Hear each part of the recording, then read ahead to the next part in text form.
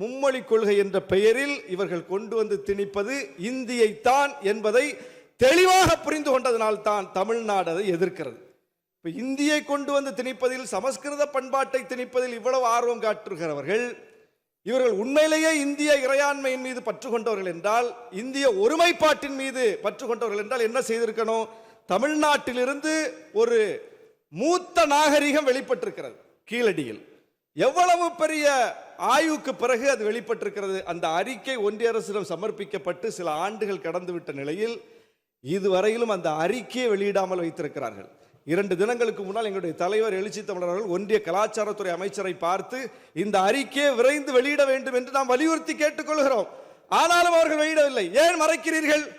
இந்த அறிக்கை வெளிவருவதில், கீழடி ஆய்வறிக்கை வெளிவருவதில் ஒன்றிய அரசுக்கு என்ன சிக்கல்? என்ன சிக்கல் என்றால், சமஸ்கிருத பண்பாடு தான் இந்திய பண்பாடு என்று அவர்கள் நிறுவ முயல்கிறார்கள். தமிழ் பண்பாடு தான் இந்தியாவின் பண்பாடு, தமிழ் நாகரிகம் தான் இந்தியாவின் நாகரிகம் என்பது வெளிப்பட்டுவிடும். எனவே அதை வெளியிடாமல் வைத்திருக்கிறார்கள். இது குறித்து நம்முடைய மாநில அரசு உரிய அழுத்தத்தை கொடுத்து அதை வெளியிட செய்ய வேண்டும்.